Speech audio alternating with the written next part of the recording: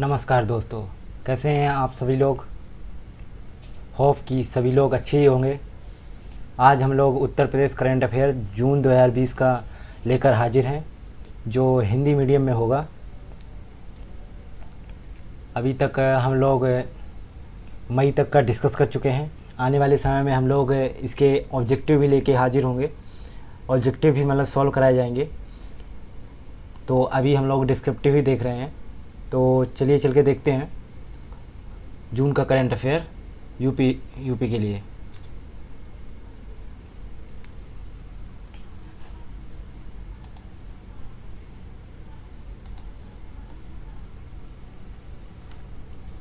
First है, प्रधानमंत्री ने लॉन्च किया आत्मनिर्भर उत्तर प्रदेश रोजगार अभियान। क्या आपने अभी हाल ही में सुना होगा, प्रधानमंत्री श्री नरेंद्र मोदी ने जो है देश के लिए कोरोना काल में आत्मनिर्भर योजना की शुरुआत की है। उसी के तहत एक उत्तर प्रदेश के लिए भी रोजगार अभियान की शुरुआत की गई है, जो आत्मनिर्भर उत्तर प्रदेश रोजगार अभियान कहलाया। प्रधानमंत्री नरेंद्र मोदी ने 26 जून 2020 को, कब 26 जून 2020 को 125 दिवसीय अभियान की शुरुआत की। कितने दिनों की? 125 दिनों की, 125 डेज की अभियान की शुरुआत की। इस अभियान को नाम क्या दिया गया? आत्मनिर्भर उत्तर प्रदेश रोजगार अभियान। इस अभियान का नाम आत्मनिर्भर उत्तर प्रदेश रोजगार अभियान नाम दिया गया है। इस अभियान के तहत राज्य के 44 जिलों को सम्मिलित किया गया है, जो प्रवासी श्रमिकों और राज्य में अन्य दैनिक वेतनभोगी श्रमिकों के लिए जिन्हें नौकरी की आवश्यकता है, उन्हें भी रोजगार प्रदान किया जाएगा। जो कोरोना काल में जैसे मुंबई, दिल्ली, चंडीगढ़ या गुजरात की सूरत वगैरह एरिया में प्रवासी श्रमिक जो यूपी के थे वो काम कर रहे थे, वो कोरोना काल में अब उनका काम धाम बंद हो गया, तो अपने राज्य की स्टेट में लौटे हैं, अपने घरों को लौटे हैं। जो यूपी के 44 बड़े ज़िलों से बिलोंग करते हैं, उनके श्रमिकों को जो है नौकरी प्रदान की जाएगी 125 दिवसीय। ठीक है। इस अभियान के लिए सार्वजनिक अवसंरचना से संबंधित 25 कार्य चुने गए हैं। इस अभियान के तहत स्टेट में जो योजनाएं चल रही हैं, जो 25 मूल रूप से कार्य हैं, उनको सम्मिलित किया गया है। कौन कौन से जो योजनाएं हैं जिनके तहत रोजगार प्रदान किया जाएगा उनको? प्रधानमंत्री आवास योजना जो ग्रामीण स्तर पे चल रही है, जिसके तहत प्रत्येक ग्रामीण स्तर में किसी को भी मतलब कि घर बनवाने के लिए 2.5 लाख रुपए दिए जाते हैं, 2 मुश्त पे दिए जाते हैं 2.5 लाख रुपए। तो ऐसे ही वहाँ पे जो ग्रामीण स्तर पे घर बन रहे हैं, उन ग्रामीण स्तर पे जो घर बन रहे हैं, उन घर बन रहे जो बनवा रहे हैं, उन पे उनको रोजगार प्रदान करवाया जाएगा। जैसे वृक्षारोपण अभियान चल रहे हैं, जो स्टेट की योगी सरकार है, वो मतलब कि हाईवेज के किनारे किनारे या बीच में डिवाइडरों पे पेड़ पौधे लगाने का अभियान चला रही है, उसमें भी उनको पेड़ लगाने का काम दिया जाएगा। अगला प्रधानमंत्री ग्राम सड़क योजना, जो कुछ सड़कें छूट गई हैं यूपी के कुछ गांव के एरिया में, जो रूरल एरिया में जहां वे सड़कें नहीं बनी हैं या फिर मरम्मत का काम चल रहा है, वहां भी उनको रोजगार दिया जाएगा। इस तरीके से उन्हें कुल मिला के साल में 125 दिवसीय रोजगार प्रदान किया जाएगा। ठीक है, ये इस योजना का कुछ डिस्क्रिप्शन था। ठीक है, नेक्स्ट देखते हैं सेकेंड नंबर करंट अफेयर।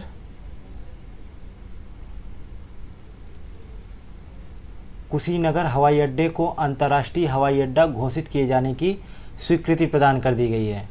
कब की गई है? केंद्रीय मंत्रिमंडल ने 24 जून 2020 को उत्तर प्रदेश के कुशीनगर हवाई अड्डे को अंतर्राष्ट्रीय हवाई अड्डा घोषित करने की स्वीकृति दे दी है। तो पूछा जा सकता है कि उत्तर प्रदेश के किस हवाई अड्डे को अभी हाल ही में अंतर्राष्ट्रीय हवाई अड्डा घोषित किया गया है? तो आप जवाब दे सकते हैं कुशीनगर हवाई अड्डे को। अब ये कुशीनगर हवाई अड्डा जो है श्रावस्ती, कपिलवस्तु, लुम्बिनी जैसे बौद्धिक सांस्कृतिक स्थलों के निकट स्थित है और अंतर्राष्ट्रीय हवाई अड्डे के रूप में घोषित होने से हवाई यात्रियों के लिए संपर्क में सुधार होगा। जो यहाँ जो बौद्धिक सांस्कृतिक स्थलों के लोग दर्शन करने आते हैं या फिर उनका भ्रमण करने आते हैं, उनके लिए आवागमन में बहुत ही सुविधा हो गई है, जिसके तहत वो मतलब कि अगर कोई फॉरेनर आता है तो मतलब कि जैसे दिल्ली से चलता है उसे जो है लुम्बिनी जाना है तो मतलब कि वो कुशीनगर हवाई अड्डे पे उतर के लुम्बिनी जा सकता है, क्योंकि उससे पास में पड़ता है। अंतर्राष्ट्रीय सीमा के काफ़ी नज़दीक होने के कारण ये सामने के लिहाज से काफ़ी अहम है। जैसे मतलब कि पास में नेपाल भी पड़ता है, तो वहाँ के हवाई अड्डे से वहाँ के लोग भी आ जा सकते हैं। वहाँ की अंतर्राष्ट्रीय जो हवाई आवागमन है वो भी सुचारू रूप से चालू हो जाएगा। म्यांमार है, वहाँ पे बौद्ध लोग ज़्यादा होते हैं, वो भी बौद्धिक तीर्थ स्थलों के दर्शन करने आते हैं, तो वो भी आ सकेंगे। ऐसे काफ़ी अंतर्राष्ट्रीय देश हैं जहाँ से लोग आ सकते हैं यहाँ पे भ्रमण करने के लिए। ये तो दूसरे नंबर होगा। नेक्स्ट देखते हैं third number current affair. Nitin Gadkari ने की चंबल एक्सप्रेसवे निर्माण की घोषणा। केंद्रीय सड़क एवं परिवहन मंत्री नितिन गडकरी ने 10 जून 2020 को मध्य प्रदेश में कार्यकर्ताओं को संबोधित करते हुए ग्वालियर चंबल क्षेत्र में चंबल एक्सप्रेसवे के निर्माण की घोषणा कर दी। ऐसा पहली बार नहीं है जब चंबल एक्सप्रेसवे के निर्माण की घोषणा की गई। इससे पहले वर्ष 2017 में भी उत्तर प्रदेश, मध्य प्रदेश, राजस्थान के चंबल नदी जलग्रहण क्षेत्र वाले इलाकों को जोड़ने के लिए चंबल प्रोग्रेस की घोषणा की गई थी। योजना के अनुसार यह एक्सप्रेसवे पाली में राजमार्ग नंबर 6 से प्रारंभ होगी और राष्ट्रीय राजमार्ग 92 पर उत्तर प्रदेश को जोड़ेगी। ठीक है, नेक्स्ट देखते हैं fourth number current affair. Uttar Pradesh में गठित होगा विशेष सुरक्षा बल। उत्तर प्रदेश के मुख्यमंत्री श्री योगी आदित्यनाथ ने उत्तर प्रदेश विशेष सुरक्षा बल UPSSF के गठन को मंजूरी दे दी है। इसका गठन केंद्रीय औद्योगिक सुरक्षा बल CISF, जो केंद्र सरकार की एजेंसी है, सुरक्षा बल की एजेंसी है, उसकी तर्ज पर किया जाएगा। मुख्यमंत्री योगी आदित्यनाथ की अध्यक्षता में 26 जून 2020 को उनके सरकारी आवास पर एक उच्च स्तरीय बैठक हुई। इस बैठक में उत्तर प्रदेश विशेष सुरक्षा बल के गठन का फैसला किया गया। कब किया गया? 26 जून को ये निर्णय लिया गया। और किसकी तर्ज पर किया जाएगा? केंद्र की एजेंसी CISF की तर्ज पर UPSSF की गठन को मंजूरी दी गई है।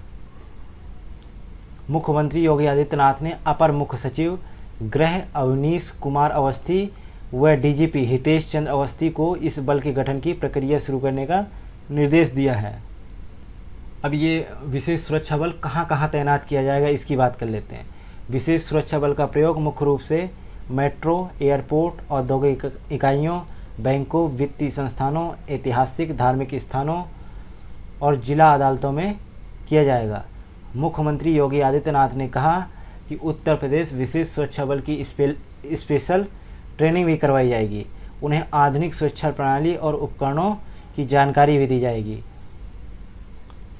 ये जो है इस सुरक्षा बल को कहाँ तैनात करेंगे? ये पुलिस से अलग होगी, यूपी पुलिस से अलग होगी। और इसको नेक्स्ट देखते हैं 5वां नंबर। शहीदों के परिवारों को अब मिलेगी 50 लाख की आर्थिक सहायता। उत्तर प्रदेश के मुख्यमंत्री श्री योगी आदित्यनाथ की अध्यक्षता में 16 जून 2020 को हुई राज्य मंत्रिपरिषद की बैठक में यह फैसला किया गया। सेना और अर्धसैनिक बलों के शहीद की पत्नी और आश्रितों को राज्य सरकार की ओर से अब 50 लाख रुपए की आर्थिक सहायता प्रदान की जाएगी। कितने की? 50 लाख की। पहले कितनी मिल रही थी? पहले मिल रही थी 25 लाख रुपए मिल रही थी। अब कितनी कर दी गई है? 50 लाख रुपए। कितनी? 50 लाख रुपए, जस्ट दुगना। यूपी सरकार ने कहा कि उत्तर प्रदेश के मूल निवासी जिनका परिवार यूपी में रह रहा होगा, ऐसी शहीदों के परिवारों को अब 50 लाख रुपए मिला करेगा आर्थिक सहायता के रूप में, यदि उनका परिजन शहीद हो जाता है। उन्होंने बताया कि ये पहले आर्थिक सहायता सिर्फ 25 लाख हुआ करती थी, लेकिन अब इसको 50 लाख रुपए कर दिया गया है। जवान की मौत ड्यूटी के दौरान होती है या वह शहीद होता है, उनके परिवार को आर्थिक सहायता प्रदान की जाएगी। ऐसा नहीं है कि सिर्फ वो शहीद हो जाए, या फिर मतलब कि कभी कभार होता है कि ड्यूटी के दौरान कुछ ऐसी इमरजेंसी हो जाती है कि दिल की धड़कनें बढ़ जाने से या हार्ट अटैक आने से भी उनकी मौत हो जाती है, तो उस केस में मतलब कि भी उन्हें शहीद माना जाएगा, उन्हें यह आर्थिक सहायता दी जाएगी। अब बात करते हैं ये फैसला कब से लागू होगा। ये फैसला जो है 1 अप्रैल 2020 से लागू माना जाएगा। यूपी सरकार इस फैसले के तहत यदि शहीद विवाहित है और उसके माता पिता में से एक या दोनों जीवित हैं तो शहीद की पत्नी एवं बच्चों को 35 लाख रुपए और माता पिता तथा उनमें से जो भी जीवित है उसे 15 लाख रुपए मिलेगा। यदि मान लिया जाए कि माता पिता दोनों जीवित हैं या दोनों में से कोई एक जीवित है तो उन्हें 15 लाख रुपए मिलेंगे, और अगर शहीद की पत्नी और बच्चे दो हैं, ठीक है, दोनों हैं, तो उनको 35 लाख रुपए मिलेंगे। और यही दूसरी कंडीशन की बात करें तो यदि शहीद के विवाहित होने तथा माता पिता में से किसी एक के भी जीवित नहीं होने की स्थिति में शहीद की पत्नी को 50 लाख रुपए की धनराशि दी जाएगी। यदि मान लेते हैं शहीद विवाहित हैं और उसकी पत्नी है और बच्चे हैं, या फिर बच्चा नहीं है और माता पिता दोनों में से कोई भी जीवित नहीं है, तो सारा पैसा 50 लाख रुपए जो शहीद की पत्नी है या बच्चे हैं उनको मिल जाएगा। अब तीसरी कंडीशन की बात कर लेते हैं। शहीद के अविवाहित होने की स्थिति में उनके माता पिता तथा उनमें से जीवित को कुल 50 लाख रुपए की पूरी धनराशि दे दी जाएगी। नेक्स्ट देखते हैं 6 नंबर। केंद्र सरकार ने उत्तर प्रदेश की राज्यपाल आनंदीबेन पटेल को मध्य प्रदेश राज्य के राज्यपाल पद का अतिरिक्त कार्यभार सौंपा। केंद्र सरकार ने उत्तर प्रदेश की राज्यपाल आनंदीबेन पटेल को मध्य प्रदेश के राज्यपाल पद का अतिरिक्त कार्यभार सौंपा है। मध्य प्रदेश के वर्तमान राज्यपाल लालजी टंडन काफ़ी समय से अस्वस्थ चल रहे थे। उनका इलाज लखनऊ में चल रहा है।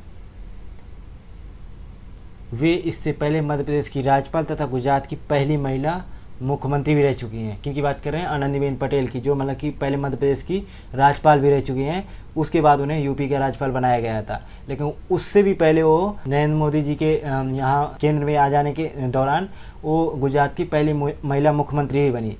वे 1987 से भारतीय जनता पार्टी से जुड़ी रही हैं। आनंदीबेन पटेल का जन्म 21 नवंबर 1941 को गुजरात के गांधीवादी परिवार में हुआ। कहाँ हुआ? गांधीवादी परिवार में हुआ था। नेक्स्ट देखते हैं 7वां नंबर। सहारनपुर के शिवालिक वन क्षेत्र से मिला विलुप्त हाथी का जीवाश्म। उत्तर प्रदेश के सहारनपुर जिले में स्थित शिवालिक की पहाड़ियों में हाल ही में हाथी के 50 लाख साल से अधिक पुराने जबड़े का जीवाश्म मिला है। कितना पुराना है? 50 लाख साल पुराना है।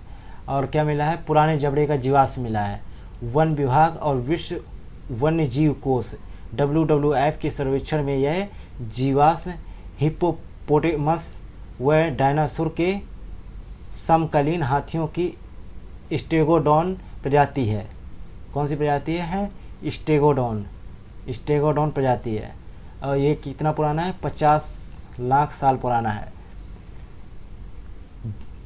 सहारनपुर के मुख्य वन संरक्षक VK जैन ने बताया कि हाथी का जबड़ा जो मिला है वह 50 लाख वर्ष पुराना है, जिसकी पुष्टि Wadia institute of Himalayan geology Dehradun ने अपने अध्ययन में की है। किसने की है? Wadia institute of Himalayan geology Dehradun ने इसकी पुष्टि अपने अध्ययन में की है।